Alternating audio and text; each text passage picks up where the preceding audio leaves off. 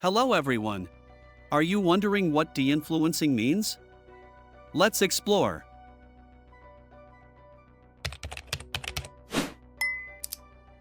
De-influencing is a counter-movement to the influencer culture, where instead of promoting products, people advise against buying certain items or encourage more mindful consumption. This trend has emerged as a response to the overwhelming push to buy and consume more, often driven by social media influencers who promote products for profit.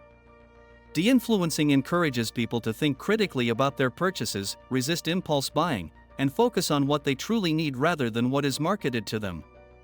It's about pushing back against the consumerist pressures of modern life and fostering a more sustainable, thoughtful approach to spending.